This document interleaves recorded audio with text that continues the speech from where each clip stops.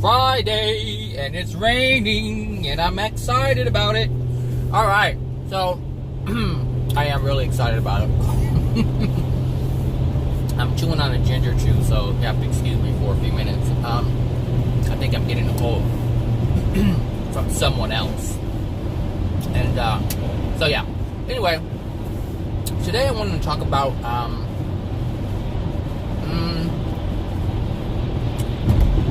what was it I wanted to talk about?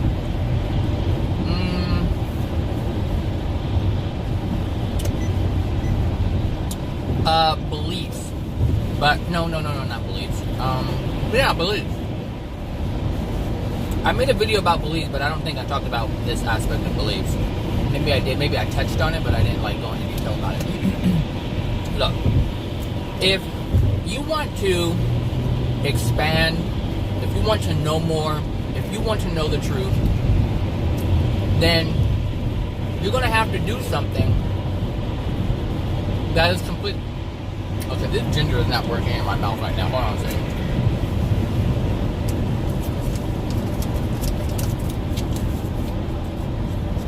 Alright. That's better.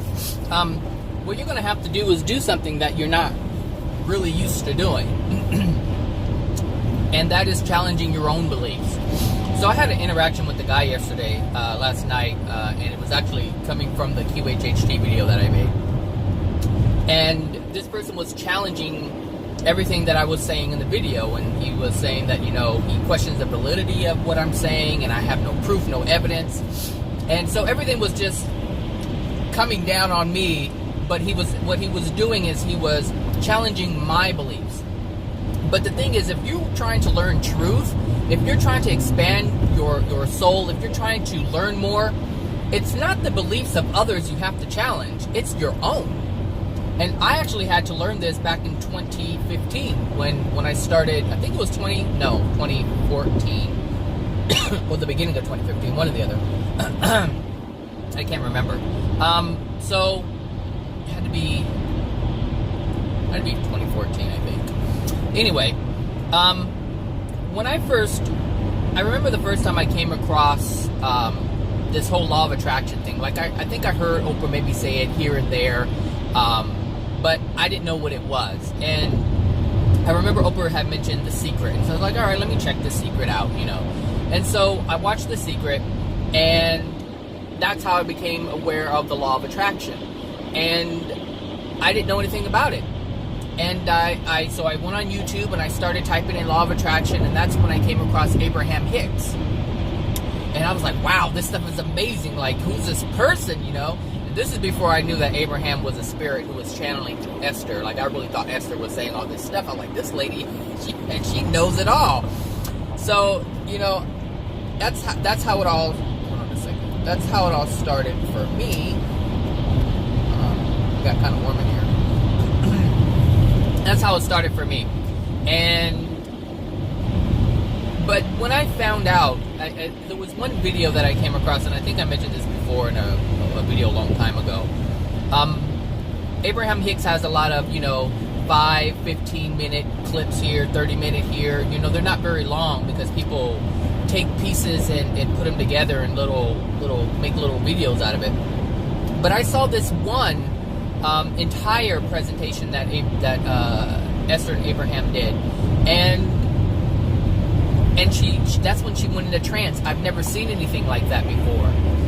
And coming from a Jehovah's Witness background, when I realized that it was a spirit that was coming through, I turned it off immediately. And I think I waited maybe I don't know how long I waited. I know I waited, I want to say maybe a week before I went back to it. And the reason why is because I was like, that's the devil, that's demons, and all spirits are demonic, and that's what I've been taught from the religion that I grew up in.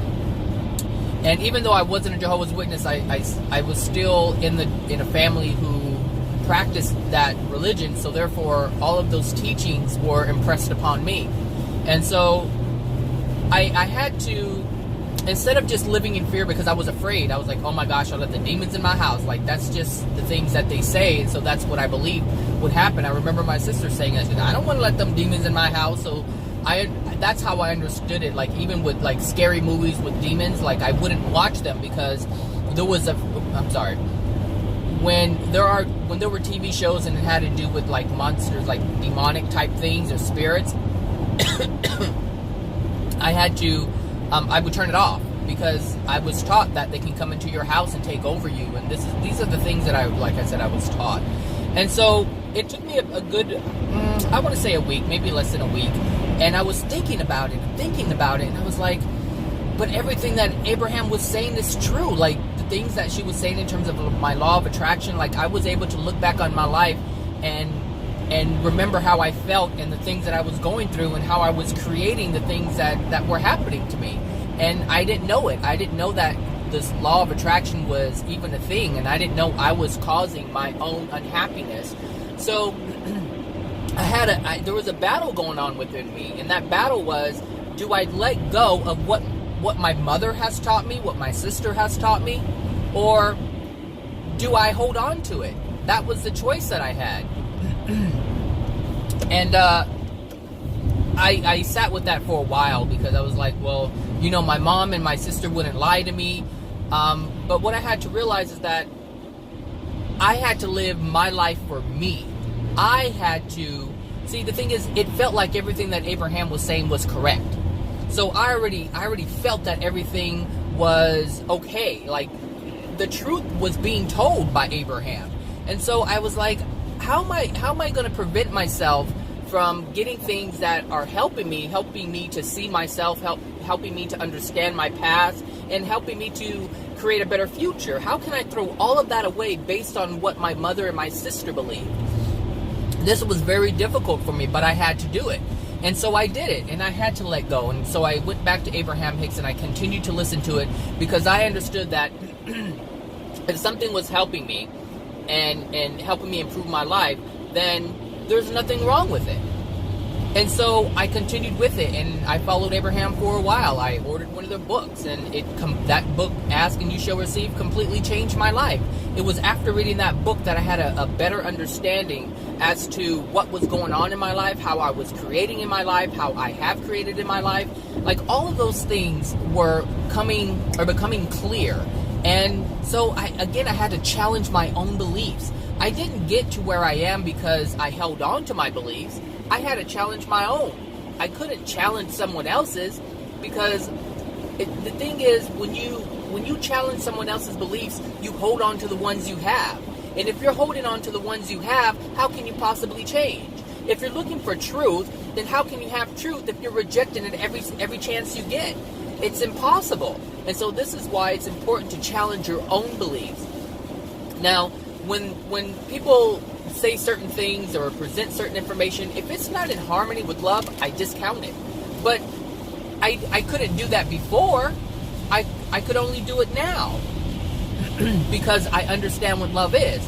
Now, the whole thing with A.J. Miller, a.k.a. Jesus, that was another thing. Well, you know, I had decided a long time ago that I knew I didn't have all the answers. Like, I didn't have the answers. I was searching for the answers. And so for me to walk around thinking that everyone else is wrong when I already know that the things that I hold don't really give me, or the things that I hold aren't truth, because if I had the truth, then I wouldn't have the problems. If I had truth, then I wouldn't be searching for anything. So I had to understand this. I had to get rid of the contradiction. And this is part of being honest with yourself. This is part of being humble. Because if I were not humble, I could not have accepted the things that I was hearing that I thought were wrong in the beginning. And so the conversation that I was having with the person yesterday, they were coming from a place of wanting to understand, but at the same time discounting everything that was presented to them that wasn't in alignment with what they already knew. And so you can't get truth if you hold on to the untruths. This is how it works. This is how it works. You have to challenge your own beliefs. And so I challenged my own beliefs.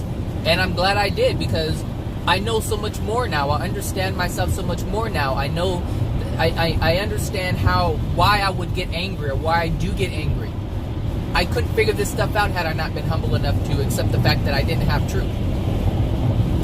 Meaning I didn't have all the answers. And I'm not saying I have all the answers. I will never have all the answers. But there's so many truths out there to be had. And so what I was trying to explain to the guy was like, there's, I even said, what about gravity? He was like, well, no, that's not gravity, that's density. Like, he just rejected everything. So, and I told him, I said, you're gonna keep running into walls, because every time anyone says something, you want to reject it. And so, over time, I started realizing that this guy has been rejected in life for a myriad of things. And so this is his defense mechanism that's in play right now. And so, I can tell that this person had been told that he was stupid, he wasn't smart, and this has affected the way he accepts information. And so he has there's an emotional injury within him about being called stupid and dumb and not smart. And so now anytime that anyone challenges him, he has to put up his wall. And this wall is what's preventing him from expanding and learning about himself, most of all, not about other things. Because the thing that you really want to know about is yourself. You don't want to know about external things. The external things can't help your soul. What you want to do is know about your soul, because once you understand your soul, once you wonder, are you going to try to come over here or what? I'm kind of leery about you. If you understand your soul, if you have love within your soul, if you hold truth within your soul, then all the other things become just regular information. It doesn't define who you are. It's just something that is. And so that's what I'm concerned about in terms of myself, and that's where I come from. Like, I don't have a belief that I know everything, but I do know what I know. I know the truths that I hold. And so when I'm presented with a new truth, I have to look at the untruth that I hold within myself that I once thought was true. And that is the most difficult thing for people to do, is challenge their own beliefs. Like, I've talked to my sister many times about, some of these things, and she rejects it because she thinks she has the truth. But that's part of the conditioning of a Jehovah's Witness, is they call it the truth. So therefore, anything that anybody says that's against what they believe is automatically a lie. So they have that thing going on. So whoever developed that in the Jehovah's Witness organization, they were super smart about that, because you can't present someone truth if they already believe what they hold is true. You just can't do it. So yeah, challenging your own beliefs is huge, and I do it all the time. This is why it's easy for me to listen to a Satanist and their belief system and their perspective, because I understand that first of all, Satan does not exist, and what is called the devil is our spirits who act in a way that we know that we understand the devil to be, or Satan to be. They're just souls who are extremely dark. So I know that they can't bother me, and I mean, they can't influence me unless I allow them to influence me. So if I have a thought come across my mind and I know it's out of harmony with love, then I'm like, no, that's not going to happen, because I have free will and I have control over my being. And so, of course, spirits can try to influence you to do things, but you have more power than those spirits do. You can reject every single thought that comes through, every single feeling that comes through, every single anything that comes through. You can block that because you have free will, and your free will is much stronger.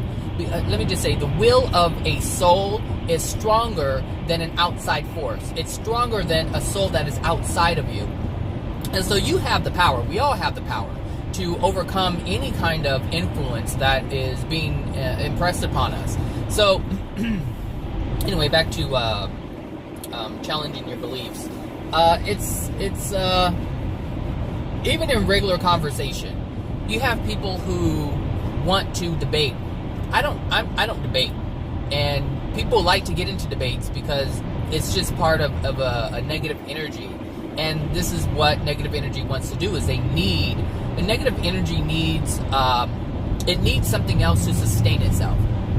It just needs something else in order for it to be sustained. Whereas love does not.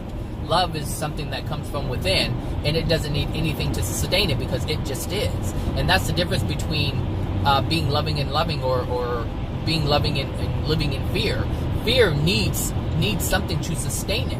If there is nothing to make you frightened, then this fear cannot be sustained. And so this is, if you look at our world, there's like things all over the place to frighten people, whether it's movies or fear of loss. It doesn't matter what it is. It's out there, and it keeps it going on and on and on and on, but only because people buy into it. People pay money to be put in fear. And that oh my gosh, I don't know. I mean, it's really interesting when I was thinking about the entertainment industry and like everything that you see as normal. It's crazy because it's all about killing, it's about lying, all kinds of deception. It's about bullying. It's about taking away things from people. It's about taking away life. It's about killing animals, killing people. It's about raping. It's about beating. It's about putting someone down. It's about being sarcastic. It's all of these things. And so this is the norm, and this is what we call entertainment here on Earth. And so if you're not aware of if you're not aware of this, if you're not aware of what love is, then it's hard for people to see that, because it's just life. That's how they know life to be, and there's nothing wrong with how they see life. There's nothing wrong with it, because it's just part of their experience. It's all they've ever known. So of course it's going to be normal, but it's only because they don't have love within their soul. Everything is about destruction. Whether it's poking holes in your body, like getting tattoos, or people don't see anything wrong with this, and that's fine. But understand that any kind of pain is not love. So if you inflict pain upon someone else, or you inflict pain upon yourself, it's not loving. But in order to get a tattoo, you have to go through pain. So that's self-inflicted pain. But why do you do that? Well, because you want to achieve something. In order to get that, you have to go through the pain. Look, pain isn't something that we should be going through. I don't get tattoos. I don't pierce my ears. I don't drink. I don't do any of these things because I know it's harmful to my body. Now, if someone doesn't see it that way, like, women, they pierce their ears all the time to wear earrings. It's part of being fashionable. It's part of, for them to feel sexy and wanted and pretty and all these different things. It's appealing to someone else. So they're willing to damage their body in order to appeal to someone else. Generally a man. Some women, but generally it's a man. And to be accepted even by women, like, oh yeah, I look more fashionable, I look more pretty than you because I have these beautiful $1,000 earrings, or I have these studs, these diamond studs, like all of this stuff, or a guy walking around with all these tattoos on his body. It's like, okay, so you sat there through all the pain, and some of them don't even feel pain anymore. They've become detuned from the pain, and now it's just, whatever. And so, but you understand that everything that they're doing to the body is harmful. It's harmful. And so when we look at the state of the world, we have to challenge the beliefs that we hold, because we hold the beliefs of the world. That's what we hold. And so those are the things we have to challenge. And here's the thing. Oh, you can, you're driving too fast, so you can go around and slide into a wall if you want to. That's your business. Crazy fool. Go ahead. So, when we look, here's the thing. We can look at the world, like most people will look at the world and say it's jacked up, like it's an unloving place, and people don't care. We're in a bad situation, and we're destroying the world. All these different things are going on. So people recognize that there's a problem here, but they won't challenge their beliefs. And the reason why they don't challenge their beliefs is because they're getting something out of it.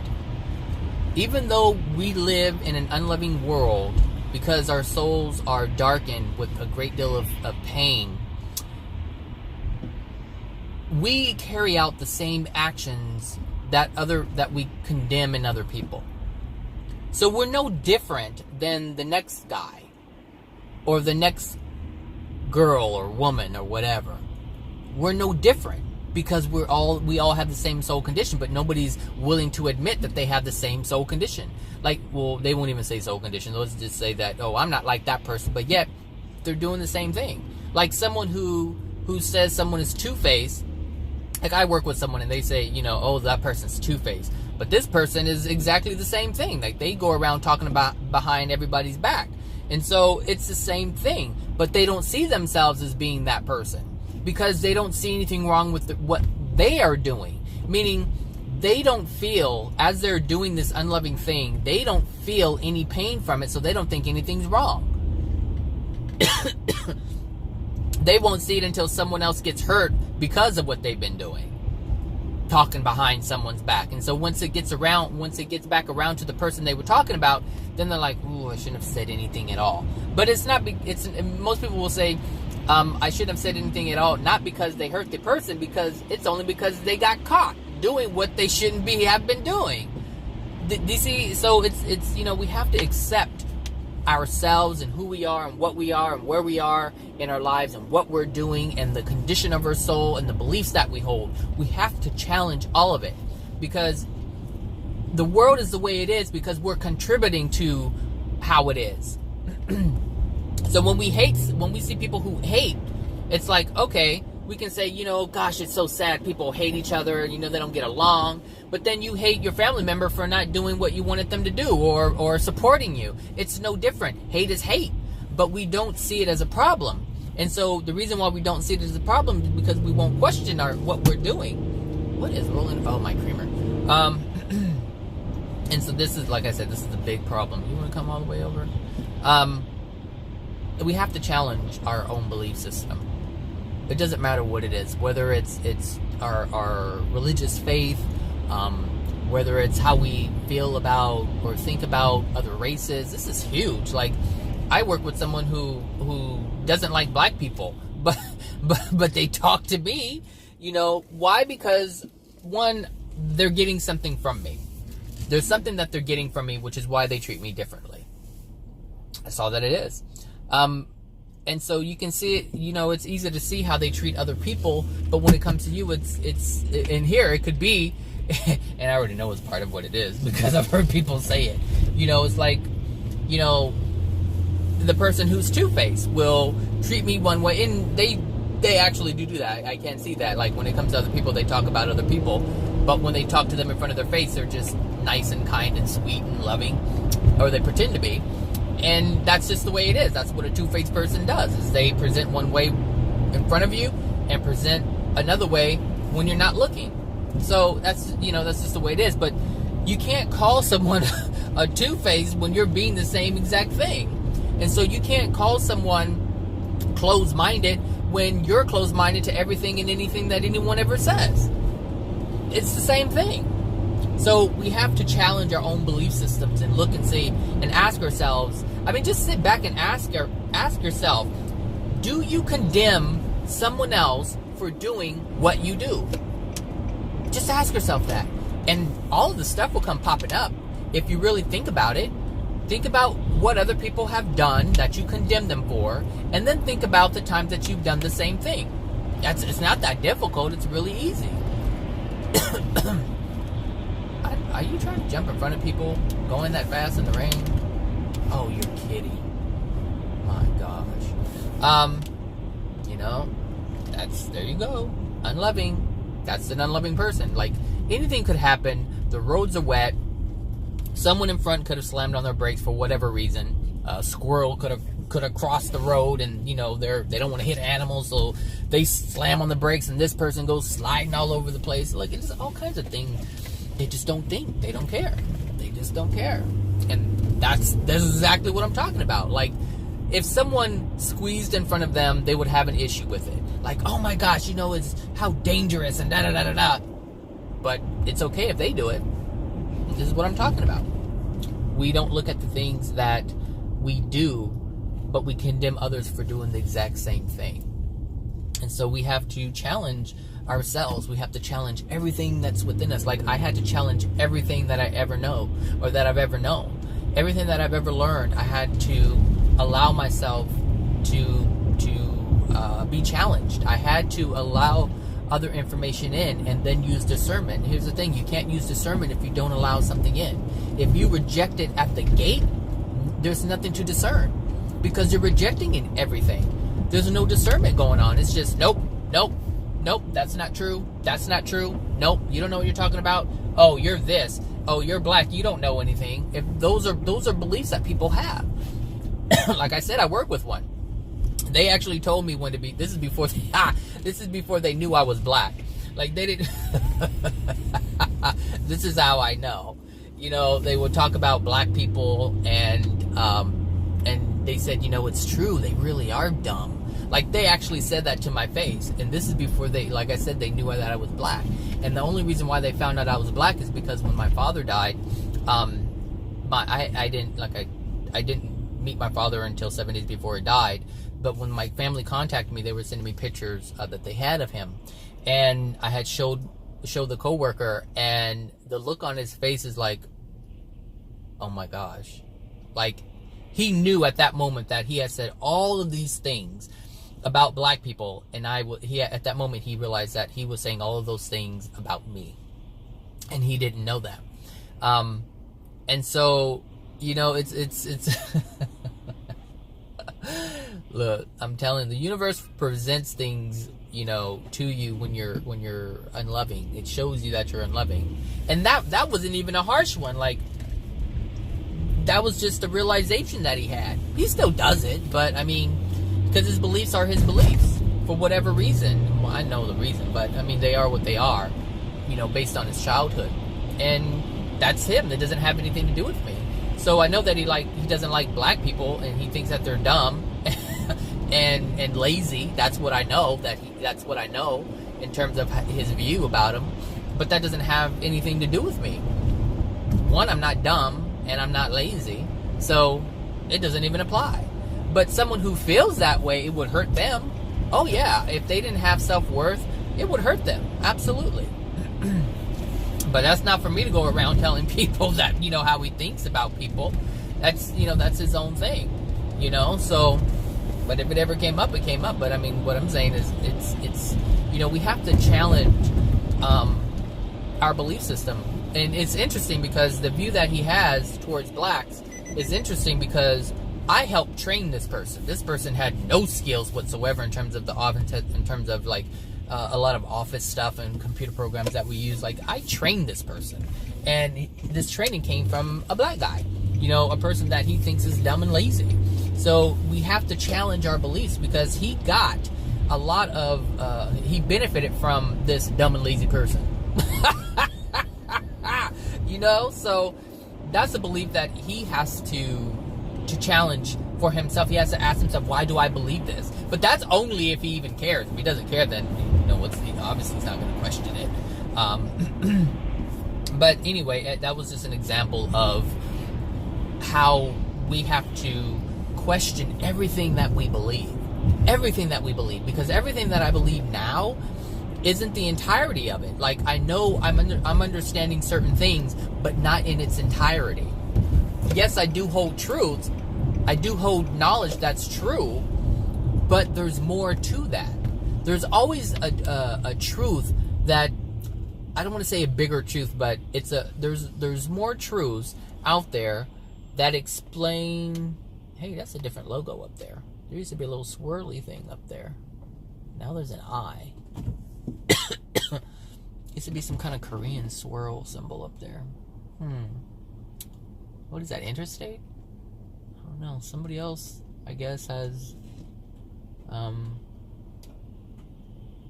guess they own a larger share of whatever building that is. Anyway. Son of a bitch. Fool, I mean, really. See, the man, look.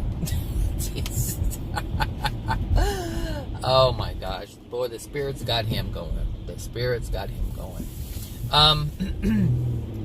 Anyway, yeah, questioning our belief system. Crucial. It's crucial to our expansion. It's crucial for our look, you got a brand new car, but you're driving like you've never driven before. My God. Crazy people.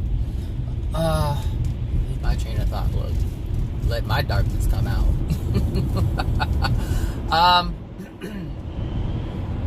What was I saying?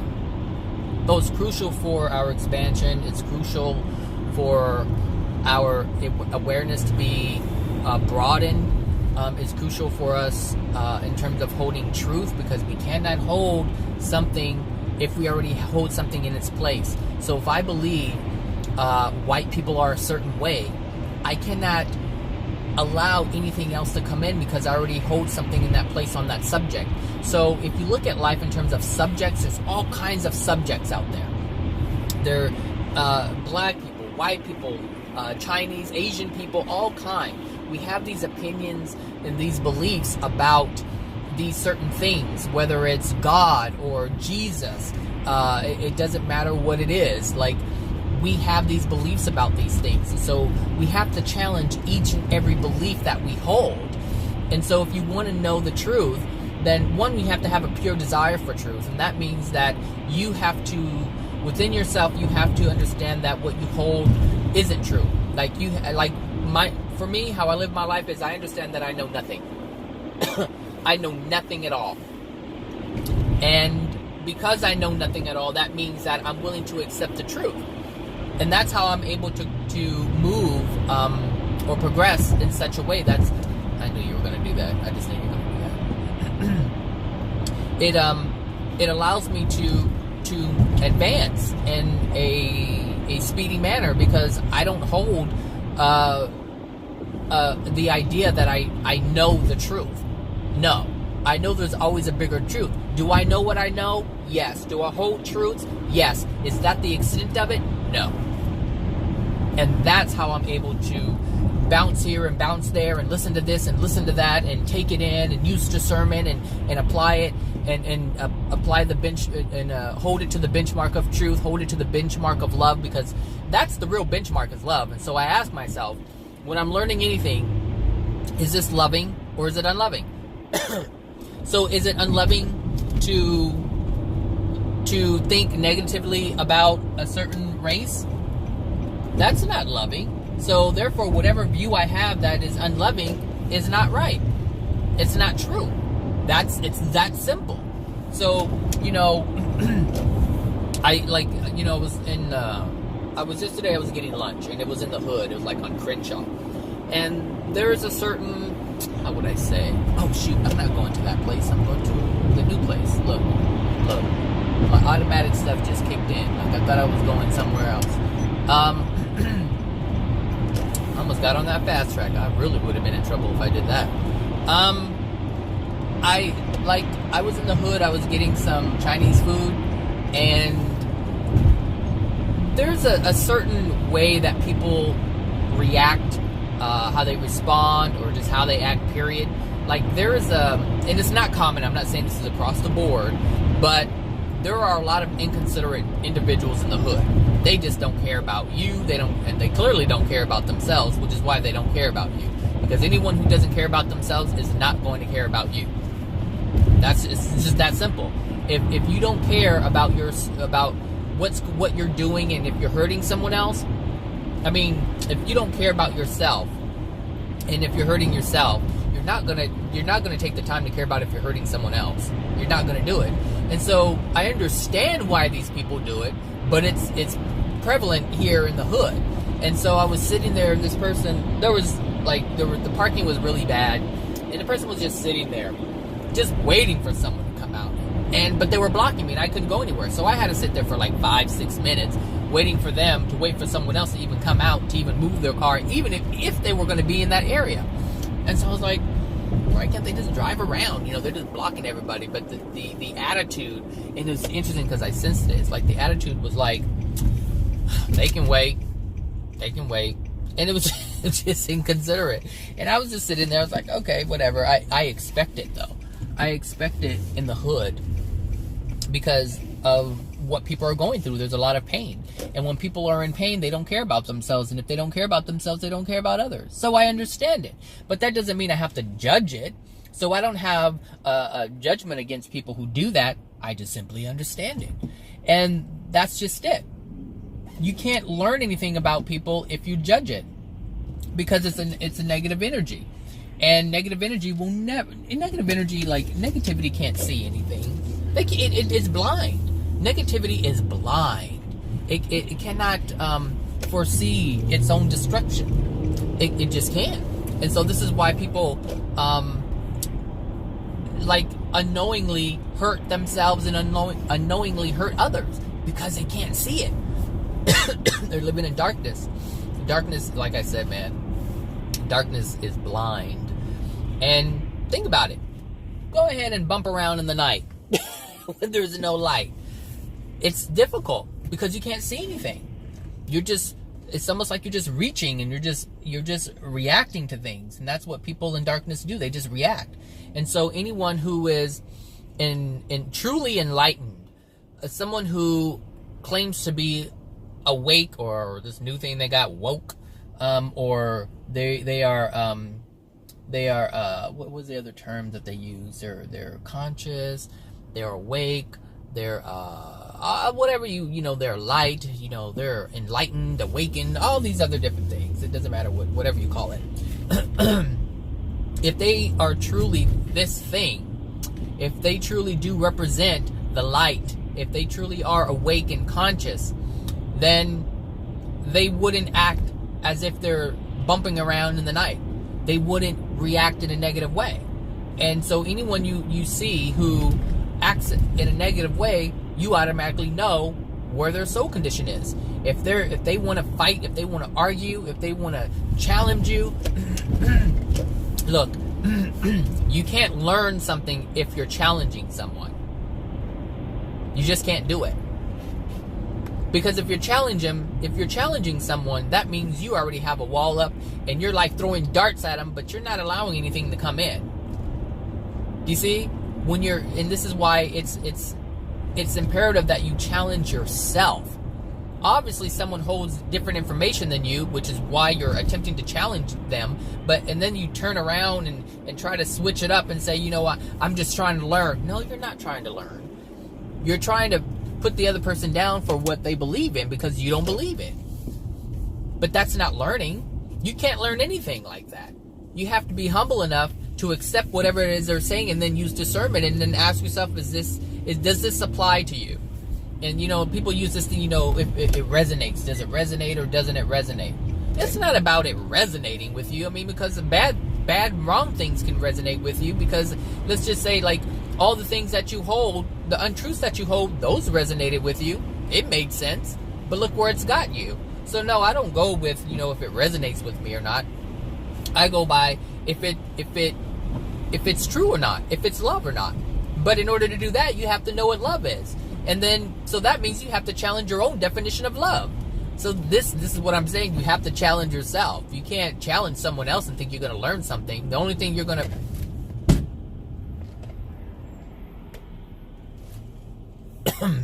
The only thing you're going to do is continue holding on to the untruths that you hold. That's the only thing you're going to do. Like, I'm trying to let this truck go, but, like, nobody's letting him go. Oh, God. See? There was a prime example right there. Like, that should be proof right there that you cannot change the world. Because here I am trying to do a good thing by letting the truck in, but everybody else is saying, nope, nope, nope, nope. So if you have this belief that you're a light worker and you're here to change the world, you need to think again. You need to challenge that belief that you have, because that belief is going to cause you to spin your wheels and get frustrated. And if you get frustrated about something, that means that you hold an untruth. That's what that means.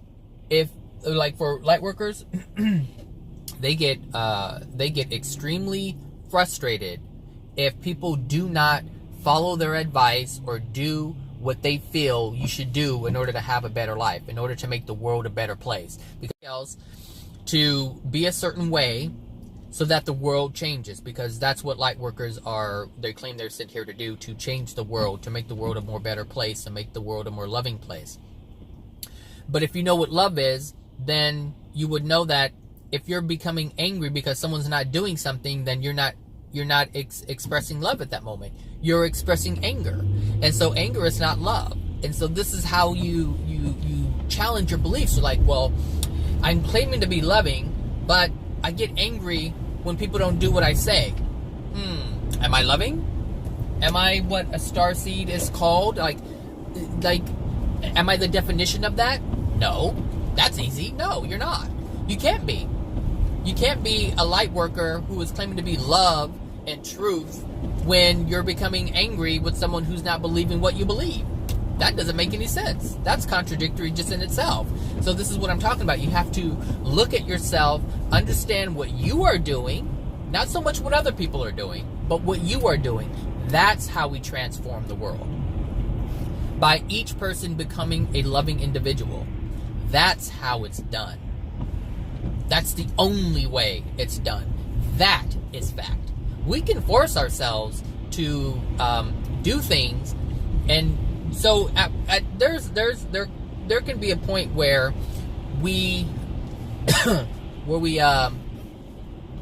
we can use our will to do the right thing. But if we don't change what's within our soul, then it can't be sustained. That is the difference. So can the people on the planet enter into this state of oneness and love? Yes. However, there's always going to be the potential for it to crumble. And the reason why this is, I mean, you just take Adam and Eve as an example. Adam and Eve had no emotional injuries within their soul whatsoever. And still they made an unloving choice because of the free will. That's it. See, if you just have man's natural love, then there's always room for error. But as soon as if Adam and Eve were accepted God's divine love instead of rejecting it, if they would have accepted it, then they would have had no emotional injuries, and they would have had divine love entered into their soul, which would have made them a celestial being. And at that point, there wouldn't have even been a fall. There would have never been a fall. But because they did not accept God's divine love, and they just wanted to do everything themselves with man's own love that man can generate on them by themselves, meaning the soul can generate the soul can generate love up to a certain point, but without God's divine love entering their soul, there's always room for error, because the free will choice will dictate that they make a decision that is out of harmony with love. But once you have divine love, that option isn't there anymore. So this is how it would work if people on Earth got into a condition, or I should say at one minute with God, like if they got rid of all their emotional injuries. But look, people don't even want to admit that they have a problem, much less get rid of the problem. I mean, because it's one thing to say, I'm an alcoholic, but not wanting to do anything about it. Like, there's still the choice of having to remove it, and people don't want to do that. And so this is why it's going to be very difficult. This is why I do not claim to be a light worker. I do not claim to be anything. I don't claim to be part of this group or that group, because you are limited by the beliefs of that group, and I cannot do that. My soul has to be freed. I have to have the freedom to do and make decisions that are in harmony with love. And if I'm a part of a group who makes decisions that are out of harmony with love, then I'm always going to be out of harmony with love.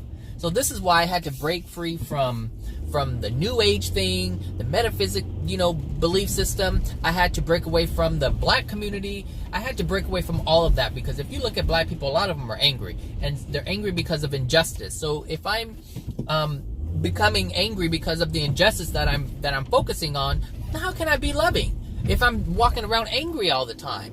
This is the problem. So we have to challenge the beliefs that we have. Anyway, that's it. So everyone have a great weekend. Happy Friday again, and I will talk to you guys later. Bye now. Hello. So I'm adding a little addendum to the video I made this morning, because as I was listening to it, I said some things that need clarification, because I don't want anyone to walk away thinking that I meant something when I meant something completely different. It's still raining, obviously. So I made a statement about Abraham Hicks earlier when I said that I had it when I was challenging my own beliefs, and I came across Abraham Hicks. I made the statement that everything that Abraham was saying was true. I don't mean everything that Abraham says is true, because that's not correct. However, being that I was in the consciousness, or I was in the space that I was in, and I knew what I knew at the time, which was not very much, as I was just beginning to tap into what law of attraction is and how it works, it did seem like everything that Abraham was saying was true. Now, there were some contradictions that I noticed, and I didn't know how to resolve those, but later on I did, because there were some inconsistencies that Abraham Hicks was presenting, and it didn't make any sense. Not everything, I just wanted to say, not everything that Abraham Hicks presents is true. However, everything that anyone ever says is true in terms of, not in terms of absolute truth, but in terms of that's how they understand things to be. So I'm not going to say that what Abraham, well, yeah, there are some things that Abraham says that's not true. And that's because Abraham doesn't understand it from Abraham's perspective. Now, I know a lot of people will listen to Abraham and say, well, they know more because they're part of Source and they can see, everything. That's not true. And I in the beginning, I didn't understand that, because I thought that Abraham was from the other side of the veil. And do I need coffee? No, I don't need coffee.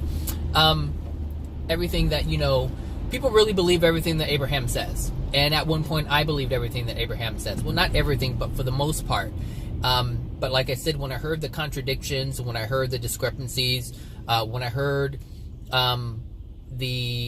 Abraham not be able to answer questions, I'm thinking, well, if Abraham is part of Source Energy and Abraham knows all, or is supposed to know all, then how come they can't answer a simple question? Because see, Abraham doesn't give any type of different answers other than what other people can give here on Earth. And that's what I was noticing. I was like, these are things that a regular person would be able to come up with, if they know anything about anything. And so I just wanted to clarify that. Abraham does believe that what they're sharing is absolute truth. They do believe that. But most people believe what they know is absolute truth. I mean, that's just the way it goes. But this is all part of progression. You learn, it's like going to school. It's like you learn a little bit. You think you know all kinds of things. It's like a kid coming home from school. Oh, I learned this today and I know everything I need to know. You don't know what you don't know. And so as you progress, like that's what was happening to me. As I was challenging my own beliefs, I was allowing myself to be open to more information, more truths. And so I would discover something or learn something, and then I would learn something that's beyond that what I had previously learned, that explained what was going on in terms of what I previously learned. So every time you open yourself up to more, you're able to explain what you already know with depth. And so that's what's happening now, is like every time I learn something else. And then I learned something else. Like, for instance, I used to listen to Barbara Marciniak, which channels the Pleiadians. And so I knew about the Pleiadians, and I used to listen to all kinds of stuff with, Barbara Marciniak and the Pleiadians, and actually went on down to, I think it's Arizona or one of those places out there in the hot one of those hot places. And the Pleiadians were there, and I went and I saw the Pleiadians come through and channel through Barbara Marciniak, and it was really boring, to tell you the truth. I wanted to go just to say I experienced it, because I've never been in the presence of someone channeling, and that's really what I wanted to experience. But when I was there, it was really boring. It was no different than watching her on YouTube. And it's really interesting because Barbara Marciniak and the Pleiadians are very angry. They're very angry souls, I should say. Because if you listen to them, see, people like Barbara Marciniak and Bashar and Abraham Hicks, they charge money to get their information. And a lot of the information that's on the internet or on YouTube and the internet, from the Pleiadians, it's people, I don't know what they call it when they pirate it. It's pirated information. So, and I remember them saying it, it's like, we don't condone this, and these people are this and they're that, and they're thieves, and this is how they were talking. I'm thinking, wow, there's such anger. Like, do they not understand why someone would steal? I was looking at it like, Why are they so angry? You know, do they not understand why people would do something like this? And they didn't care. They were just angry at the fact that they weren't able to make money off of it. And I looked at this, and this is why I say you have to challenge your beliefs. So even though I like the Pleiadians, I like the way they present information and they talk about all kinds of things, a lot of it is fearful, and I saw that later on, and I recognized it during, but I dismissed it because I wanted to believe what they were saying.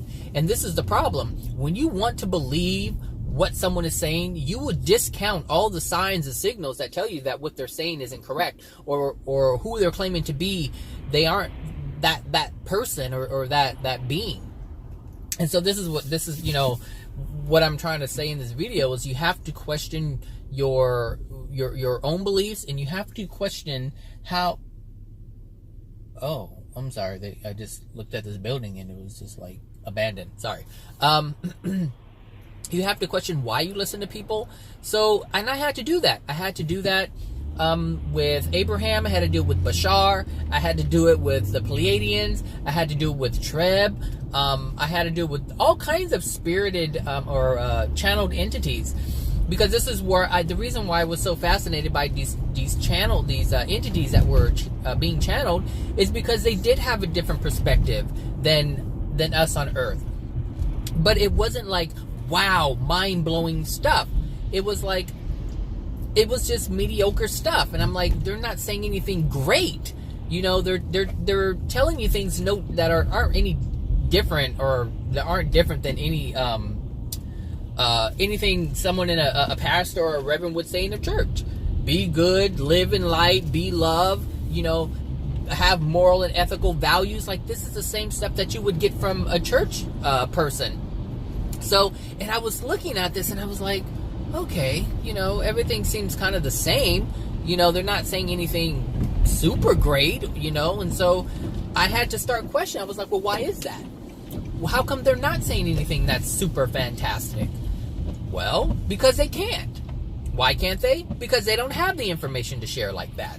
And so this is what I'm talking about in terms of progression. This is how you get to truth, by understanding that what someone is saying isn't completely true, or isn't complete in terms of what they're explaining. And it's hard to do. It's hard to do, especially when you want someone to be great, you want someone to be fantastic, you want someone to have the knowledge, you want someone to have the answers, because if they have the answers and you're listening to them, that means you have the answers. And this is what I was alluding to in the QHHT video. You know, they take what Dolores Cannon says, they take what the spirits say when they come through the client, and they listen to that. And just if you listen to just listen to a couple of QHHT sessions, whether it's Suzanne Spooner or Alba Weinman or whomever, just listen to them and listen to how fascinated they are by what they're saying, and how they're just enthralled with all the words that they're saying, and they're believing it. And you'll see why they listen to it. You'll see why they support that, because they want to believe that. They want to believe that there's Martians on Mars, and they want to believe that there's other entities out there protecting us. Why? Why would anyone need protection? Because they're fearful. That's the only reason. So when an entity comes in and they say, you know, we are Arcturians, and we are the greatest of the great, and we're the most knowledgeable people out there, or the most knowledgeable extraterrestrial out there, and we have big motherships, and we're not allowing anyone to destroy themselves, or to just hurt and destroy the planet. Just listen to that stuff. Those are the same things that people expect from government. It's no different. It's no different than someone wanting Jesus to save them. It's all the same. It's just coming from a different being. It's coming from a different entity. And so instead of oh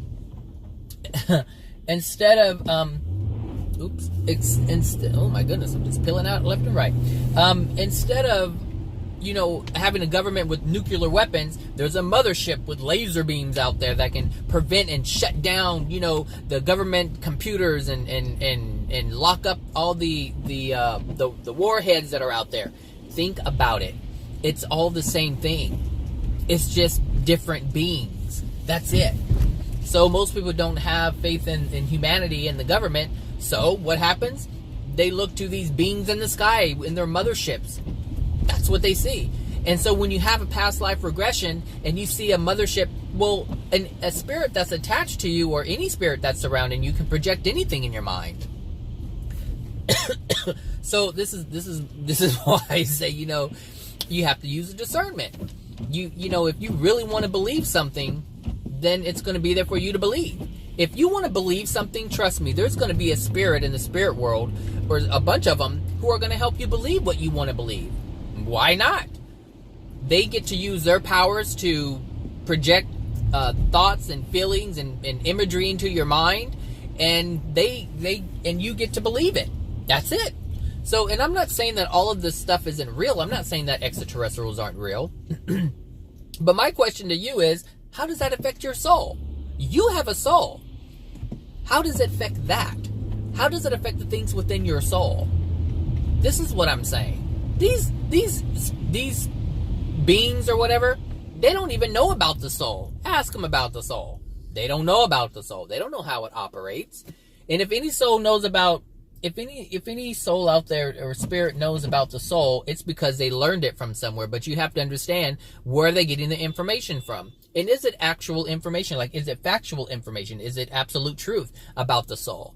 And so this is why, excuse me, I like listening to AJ. So anyway, I was talking about the Pleiadians. I came across, Barbara Marciniak and the Pleiadians, and like I said, I thought they were great. And so, okay, I started, I was like, all right, whatever. So then I started listening. I found AJ. And because I did have questions, I was wondering why there are so many inconsistencies with all of these spirits who claim to be part of source energy, but yet all their information and explanations for things are different. Now that was really standing out for me. I was like, okay, you're part of this source. Everyone's using the word source, and it's supposed to be the truth and where all knowledge is held, but yet everyone has a different information. That made no sense to me. It makes absolutely no sense to me. But what did make sense to me was the fact that the reason why people share different information is because they get it from different sources. Now, if someone's claiming to get it from the same source and they're sharing different information, there's some inconsistencies there. And so now I have to use discernment. I have to be the smart one. That's one thing I have learned, is I have to be the smart one. I have to be smarter than anyone who is sharing information with me. It doesn't matter if it's AJ or anybody else. I have to look and use discernment. I have to use what I know to be right. I have to use what is love. I have to use all of these different things that I have at my disposal. And I only have them, at my disposal because I want them. I've asked for them. The knowledge that I have to even use discernment, I've asked for that. I've searched for that. And so that came to me, and this is law of attraction. If you don't want to know it, it won't come to you. Like that guy who was like going at it last night. He just wanted to go back. He just wanted to, I don't know what the man wanted to do, but he was just, he was not receptive to much of what I was saying. But there was a certain thing that I picked up within that person, and so I knew how to convey certain information. And so when I picked it up, I changed my tone, I changed the way I was approaching, because I understood that there were some things that was hindering his acceptance of information. So I had to tweak my delivery a little bit in order to convey the things that actually he wanted to know. So he did want to know some truths, but with this particular person, he would only accept it if it was delivered in a certain way.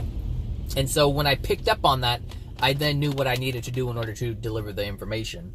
So anyway, when the whole Pleiadians, when I heard, I was listening to, I was looking at an AJ video, at Jesus video, and they were doing some channeling, and he said, we have a six-dimensional Pleiadian woman. And I was like, huh? I was like, what? Pleiadian? And I was like, he knows about Pleiadians? So I was like, okay, now we're getting somewhere, because I knew that Pleiadians exist in terms of, being out there in the spirit world, and, obviously they would channel through Barbara Marciniak. But when Jesus had mentioned the Pleiadians, I was really interested. I was like, okay, I want to know what he knows about the Pleiadians. So later understood what Pleiadians are. And so this Pleiadian woman, or this lady who was claiming to be Pleiadian, wanted to speak with Jesus because she wanted some clarification about some things. And this is the thing, it doesn't matter how smart you think these spirits are who are channeling, whether they're Arcturian and Syrian and Pleiadian or whatever. It doesn't matter. They're all souls, and they're all on a journey just as you are on a journey. And if you can recognize that, then you wouldn't take everything that they say as gospel. You would understand that they're learning just like you are. And so I had learned in that moment that a Pleiadian is basically a human soul, a human being who once lived on Earth, who died and doesn't live on Earth anymore, but they see themselves as, it's almost like, how would I say? I always use the emo thing as an example.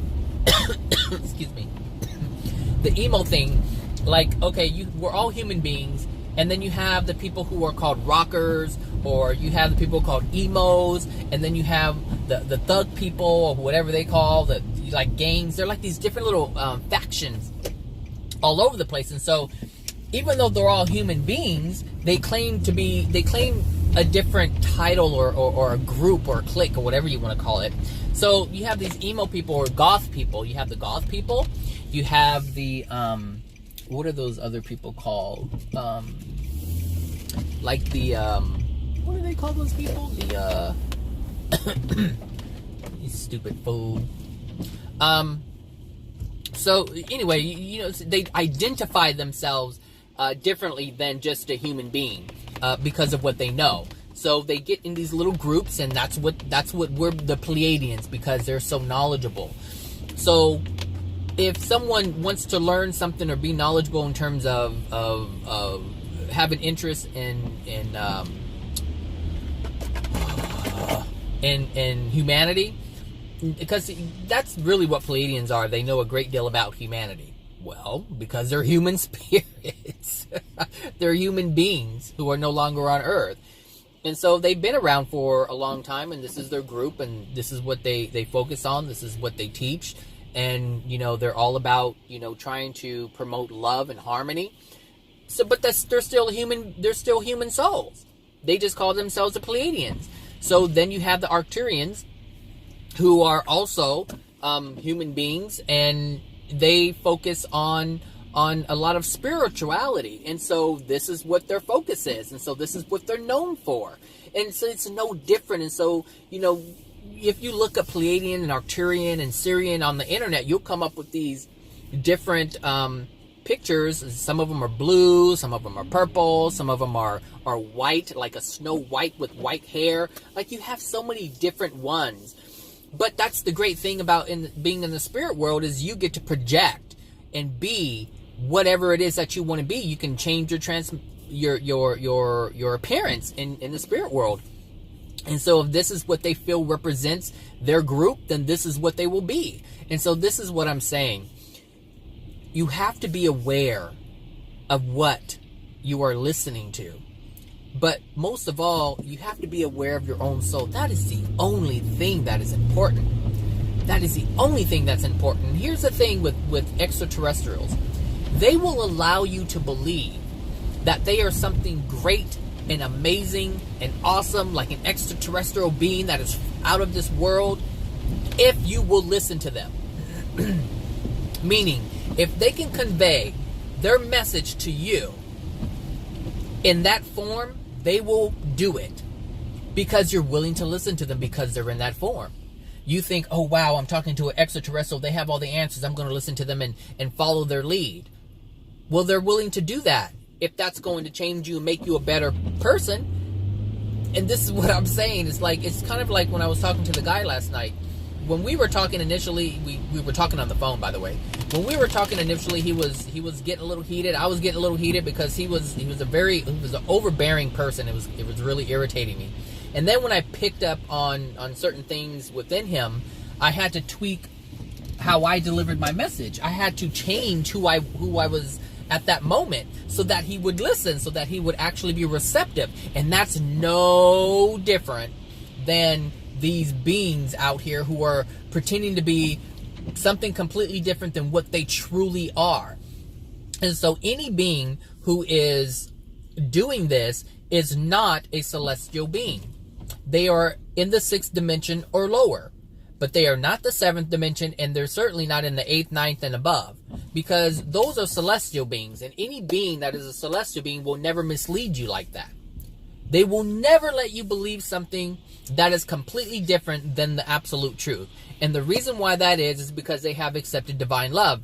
And I had kind of mentioned that earlier, you know, back when I mentioned Adam and Eve and how they were, they didn't have any emotional injuries. And if they would have accepted the divine love, then they wouldn't have, the great fall would have never happened with humanity. So, well, I don't want to say it would have never happened, because they could have been and have received it and still had children. But if the children did not choose for themselves to receive divine love, then the great fall would have happened. It just wouldn't have happened with Adam and Eve. It would have been a completely different name. So so anyway, the potential was always there. The potential was always there. Anyway, that's what I want to talk about, you know, in terms of that. And I also mentioned about the spirits and how they can take over on TV, and how I rejected it, because there are a lot of people who are afraid of spirits, and because they've been taught the way I've been taught, that they can, you know, take over, and you don't want to deal with them and to be afraid of them. But the bottom line is, they're already here and they're already attached to us. So watching a movie that has demonic things in it isn't going to change the fact that we still have spirits attached to us. It's not going to change anything, because that's not how it works. They don't come in through a TV to get you. They get you through your emotional injuries that you have. And if you're not dealing with your emotional injuries, then hey, they get to stick around. That's just the way it is. Now, they don't stick around in the spirit world, because as soon as you pass away, they scatter. They don't, which is why I said earlier that, they are, excuse me. I knew they were going to try that. That Volvo was doing too much up there. What is that called? I don't know what they call it when you pretend to do one thing but you have other intentions. Like they had their signal. I saw them trying to get over, and then they put their signal on going left, and they were trying to psych people out so they wouldn't close in on them. And then they got the opportunity and swooped in. Anyway, so anyway, you know, like I said, when you pass, all these spirits that we have attached to us, they disappear. The only reason why they're attached to you is because you can't see them. You can't see them. That's why they're there. But as soon as you die, they're not there anymore. They release from your spirit body, because it's almost like, so basically what's happening is, like right now in your physical form, if there were people, just say there were 10, 15 people hanging on you, you would like, get away from me, because you can see them and you know that they're there, and you have the ability to push them off of you, because they're in the same dimension that you're in physical form. But when in the spirit world, so when you pass and you release from your physical body and you're just in your spirit body, that's what it would look like. They would be attached to you, and then you can see them, and they know that you can see them, and this is why they leave, because now you're in the same dimensional space, and you can push them off of you physically, because you can touch other spirits physically. So it's almost like in the spirit world, it's just like this in the physical world. It's just in a different dimension, so the vibration is different. The instance of vibration is different. All that means is that you guys are the same in that space. Just like we're all the same here in this space, like we're all physical beings, we're all vibrating at the same frequency. Our bodies are physical bodies, but once we release from that body, we'll be vibrating at a different frequency of whatever dimension that we're going to end up, or location that we'll end up in the spirit world. We will be the same frequency as them, and so we'll be able to touch them. So anyway, you know, the whole spirit thing about them getting you, you know, through the TV, like that's nonsense. Like that can't happen, because they're already there. They don't need a TV to do it. I really am getting sick. How annoying. And so the other thing that I wanted to talk about was the book that I had mentioned, Ask and You Shall Receive, by Abraham Hicks. When I said that totally changed my life, that book only changed my life from the space that I was in at that time. If I were to read that book now, it wouldn't benefit me, because I have moved beyond. I hold information and or awareness that's beyond what's in that book. And so that, I just wanted to make that clear. I didn't want to just leave it like, oh, the book changed my life and it's just a life-changing book. It was a life-changing book, but it was just a portion of my progression. It was just to get me to understand something that I didn't understand before. And so after I understood what I understood, other information came along that was beyond that which was in the book, and which benefited me more. And that has allowed me to transform my soul, because ask and you shall receive didn't change anything in my soul. It just changed my understanding of how things work. But then there, like I said, there's other information, a higher truth, if you will, that is overarching and has more meaning or more detail in terms of how things are. So yes, Abraham Hicks does talk about, the getting in the vortex. And I was like, okay, that makes sense. And it helped me understand things, because I was in that lower level of consciousness than I am now. However, I was in a lower level of consciousness before I even read that book. But reading the book raised my consciousness. It raised my awareness. But then I went on to other things and it raised it even more. And so it's almost like the first grade book helps you in first grade. But then when you read the second grade book, the first grade book doesn't do much for you, because you have already surpassed that. And if you read a third, fourth, or college level book, it's like the first grade book is like the Cat in the Hat. That doesn't do you any good. And so this is how you use, or this is how you progress, by constantly challenging your beliefs, by constantly learning more, not denying everything. It's take it in, understand it, and keep it pushing. Allow the information to be part of your being. Like, you don't have to believe it. You don't have to believe it just because you hear it. I hear things all the time that I don't believe, but I understand other people believe it, and therefore I have a better understanding of people, which allows me to do what I do. Like, I can only help people because I understand people. And the reason why I understand people is because I listen to people. I listen to what their beliefs are. I listen to what their views are. That's all. That's how you help people. You can't help people if you can't relate people. That's why, like, in the in like Alcoholics Anonymous and things like that, AA and NA, Narcotics Anonymous, I can't remember, I don't know the names of it. But anyway, those kinds of programs, the people who are more what word am I looking for? I'm trying not to spill out on this heel in this rain. The people who are more qualified to help those who are addicts are the addicts themselves. Why? Because they've been there. They know exactly what they are feeling. They know exactly what they are thinking. They know their feelings. They know their emotions. They know how hard it is when you don't have any support from your family, when they don't have support from friends, or when they get caught up with people who they believe are supporting them, but they're the ones who are actually supporting their drug habit. This is how... No. Who's calling me right now? Someone who hasn't called me in forever, because that does not look familiar. We're going to decline that. I'm recording a video. Anyway, this is how you help other people, by understanding. So some people say, I'm not going to talk to anybody. What do I need to know about drug addicts? I don't need to know about people who do this. I don't need to know about Christians. I don't need to know about Muslims. I don't need to know about this or that.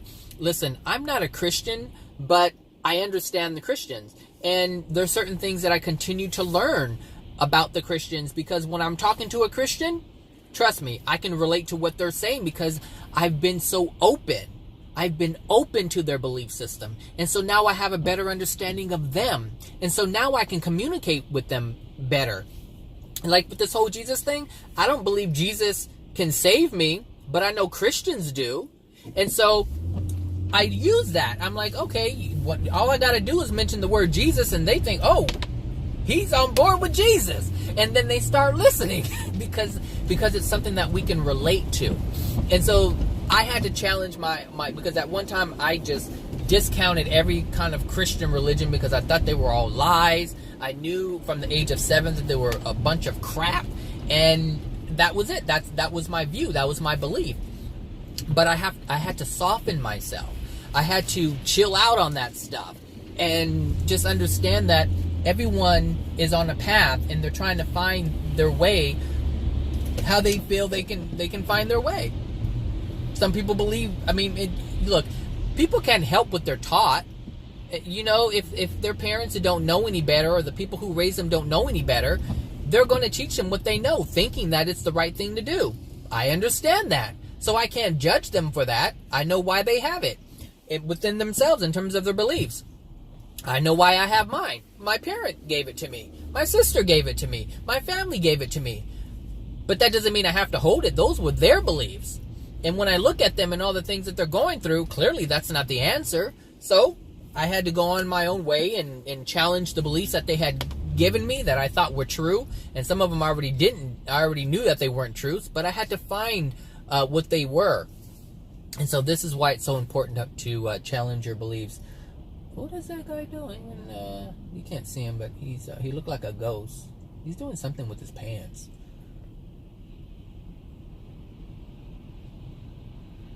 That is a big old duvet. What in the world is that man doing? Or is it a woman? It's his whole bed is wet because the water's running down the hill there. Poor thing. Well, that's his law of attraction. I don't know what's going on with him. Something's going on with him because that's his law of attraction. So anyway, yeah, I just wanted to clarify those things. Because the way I left it, it just seemed like I was saying that Abraham Hicks was only talking about truth, and that's not the case. And that book wasn't life changing for all things. It allowed me to see things that I didn't see before. And that's what all information is to allow you to see something that you didn't see before.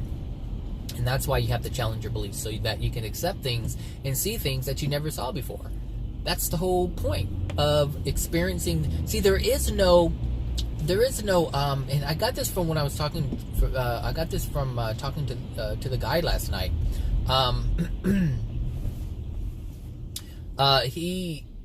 He thought that I was saying when I had said absolute truth, and he took what I said as meaning I had all the answers, all the truth, and I understand that's how he viewed it, but what I meant was there's like trillions of absolute truths out there that I don't even know about, because there's currently 36 dimensions, and within those 36 dimensions, or within each dimension, there's many levels. And so every level above the other, it holds information that you couldn't get in the level before it. So there's so many things that are out there that I don't even know about. I only know about a lot of this stuff because I'm listening to someone who has been there. And this is why I listen to AJ. Like, if you listen to AJ, you'll start learning about things about the spirit world. And not just things about the spirit world, but like Jesus has been able to explain things that not even the channelers or the channeled entities were able to explain. And then the things that they were saying were going on, Jesus was able to actually explain why that's even happening. And so this is why I listen to AJ, because he's been there, and I can tell he's been there because of the things that I've learned during my own QHHT sessions. I've heard people claim this and that and the other, and I'm like, okay, and I thought that was it. But there's explanations to that. Like cancer. Like cancer is this thing that we as human beings know that destroys and eats away at the body. But where does it come from? It comes from a non-physical place, which is an emotion. And so, a healer would say, well, it's in the spirit body. Let me heal that for you. But it doesn't come, it's not generated in the spirit body, it's generated in the soul. And this is what I'm saying, there's always a bigger truth to explain whatever you have discovered. So, like the earth.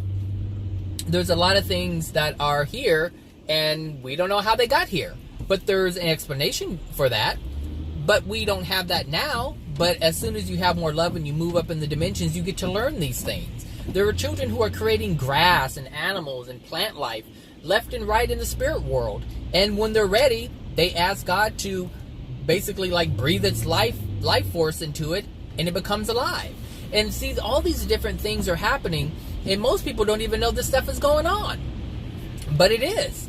And so that's why I say you have to challenge your beliefs and be open to other things. Because first of all, what's in this world is amazing. And what's outside of this world is even more amazing. And that's how the Creator has set it up. For us to always be amazed and have something to learn and discover.